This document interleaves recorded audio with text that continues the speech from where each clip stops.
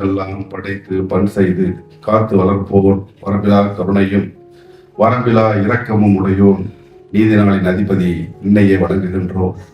நின் துணையை நாடுகின்றோம். எமக்கு நீ நேர்வழி காட்டு. அவ்வழி நின் திருக்கருணை பெற்றவர் தம் வழி. வெறுப்பின் பைகினர் நேர்வழி நீங்கினர் அவர் வழி அல்ல. அன்பிற்கும் மரியாதைக்கும் உரிய ஆண்டவர்களே, சான்றவர்களே, துபாயை நாம் என்ன சொல்லி புகழ்வது? எதை சொன்னாலும் அது துபாய்க்கு பொருந்தக்கூடியதாகத்தான் இருக்கும். உயரமான கட்டிடங்கள், நீளமான ஷாப்பிங் மால்கள், மிகப்பெரிய மேன்மேட் ஐலாண்ட், மிகச்சிறந்த சுற்றுலா தலங்கள், உலக நகரங்களிலே வசீகரமான கிரீடம், இவைகளெல்லாம் ஒருங்கே கொண்டதுதான் இந்த துபாய் நகரம். அதில் ஒன்றே ஒன்று இதுவரை குறைவாகவே இருந்தது. உலகத்தின் மூத்த மொழி எதுவென்று யாரும் கேட்டாலும் அவர்கள் கூறுவார்கள், பூமர் மொழி என்னும் அந்த மொழிதான் ஜென்சி மொழியாகவும் இருக்கிறது. கரிகால் வளவனை புகழ்ந்திருக்கிறது. ராஜராஜன், ராஜேந்திர சோழ மன்னர்களை எல்லாம் புகழ்ந்திருக்கிறது அந்த மொழி. பாண்டிய நெடுஞ்செழியனை புகழ்ந்திருக்கிறது. சேரன் செங்குட்டுவனை புகழ்ந்திருக்கிறது. சீரா புராணத்தின் மூலமாக நபிகள் நாயகம் ஸல்லல்லாஹு அலைஹி வஸல்லம் அவர்களையும் புகழ்ந்திருக்கிறது. செக்கிழுத்த செம்மலை புகழ்ந்திருக்கிறது. அந்த மொழி நம் தாய்மொழி, தமிழ் மொழி. அதன் புகழ்ச்சியை பெறுவது என்பது அத்தனை எளிதல்ல. அந்த தமிழ் இப்பொழுது காப்பியங்கோ ஐயா ஜின்னா ஷரஃபுதீன் மூலமாக துபாயை புகழ்ந்திருக்கிறது. துபாயின் மகுடத்தில் அணிந்திருக்கும் கிரீடத்தில் இந்த தமிழ் புகழ்ச்சி என்பது கோதுமை வைரமாய் இப்போது பதியப்பட்டிருக்கிறது. அந்த வைரத்தை அணிவிக்கும் இவ்விழாவை சிறப்பிக்க வந்திருக்கும் அனைவருக்கும் முதற்கண் சாந்தியும் என்னுடைய சலாமும் சாந்தியும் சமாதானமும் என்றென்றும் ரொம்ப நிலவட்டமாக என்று பிரார்த்தித்தவனாக தோன்றுகின்றேன். ஒரு நகரம் வேகமாக வளர்வதற்கு அது வேகமாக நகர வேண்டும். அந்த வேகம் என்பது வெறும் காலங்கள் மட்டுமல்ல, மனிதனின் அற்புத கண்டுபிடிப்பான சக்கரங்களில் சாகசமாகும். பல ஆண்டுகள்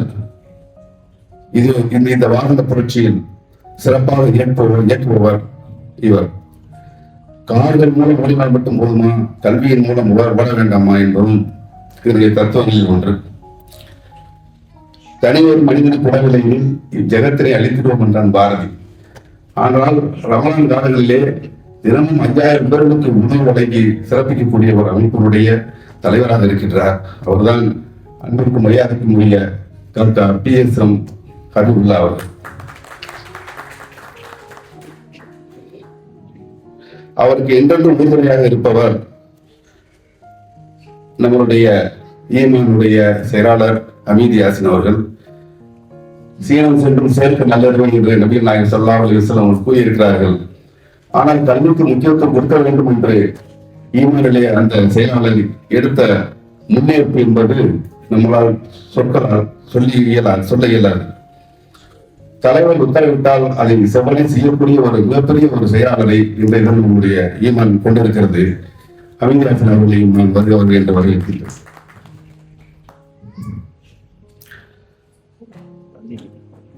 தொழில்நுட்பத்திலே விஞ்ஞானம், பல வகையான விஞ்ஞானங்களை தன்னகத்தே கொண்டுள்ள ஒரு விஞ்ஞானி, மிகப்பெரிய விஞ்ஞானி, கவிஞர், புலவர், மார்க்கத்தில் மிகவும் ஈடுபாடு உள்ளவர். இவை எல்லாவற்றையும் மேலாக நபிகள் பெருமானார் ஸல்லல்லாஹு அலைஹி வஸல்லம் அவர்கள் குடும்பத்தின் மீது பற்றும் பாசனம் கொண்ட எனது அருமை அண்ணன் இக்பால் அவர்களையும் வருகிறவர்கள் என்று வரவேற்கிறேன்.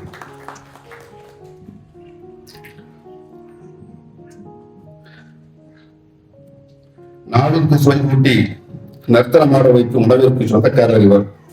இவர் வழங்கும் உணவு வயிற்றுக்கு இயப்படும். இவர் எழுதும் கவிதைகள் எல்லாம் செவிக்கு இயப்படும். செவிக்கு சங்கீதம் நயம்படும், வயிற்றுக்கு சங்கீதா உணவகம். சுவை கூட்டும் சொற்கள் கொண்டு மாரூஃப் காக்கா அவர்களை இங்கு நான் வரவேற்கின்றேன். இயல், இசை, நாடகம் இவை மூன்றும் கைகோர்த்தல். இயலும் இசையும் கைகோர்த்தால் அவைகள் நாடகமாக ஆக்கப்படுகிறது. மூத்தாவிலை மாநிலம் தாண்டி நாடு தாண்டி வேறொரு பூமியில் பதிவு போட்டு உழைப்பு என்னும் நீரூற்றி வளர்ப்பவர் இவர். புலவர்களை ஆதரிக்கும் புறவலரும் இவர்தான். வீதி கொண்டு வந்ததோ அல்லது விருப்பம் கொண்டு சேர்த்ததோ வெளிநாட்டு வாழ்க்கைப்பட்ட தமிழ் மக்களுக்கு அவர்கள் விரும்பும் விருதுகளை தேடித் தந்து வரவழைத்து நிகழ்ச்சிகள் மூலம் உள்ளத்தை குளிர்விப்பவர், பார்வையாளர்கள் மனம் ஊகிக்க உள்ளன்போடு வகை செய்யக்கூடியவர். முத்தமிழ் சங்கத்தின் முதன்மை பொறுப்பில் இருக்கும் திரு ஷா அவர்களை வருகிறவர் என்று வரவேற்று, மேலும் எனது அன்பிற்கும் மரியாதைக்கும் உரிய நண்பர், தேடல் உள்ள உயிர்களுக்கு தினமும் பசி எடுப்பார்கள். அதே போல இவரின் தேடல் என்பது மாமாவிகள் கிடந்தவை. தேடி தேடி எழுத்தின் மூலம் அன்பை விதைக்கும் முதல் இதாயத்தில் அவர்களையும் வருகிறது என்று நான் வரவேற்கிறேன். உங்களது அன்பிற்கு பாசத்துக்கு உரிய நண்பர் ஜாகிர் அவர்களையும் இந்த நேரத்திலே வருக என்று வரவேற்கின்றேன்.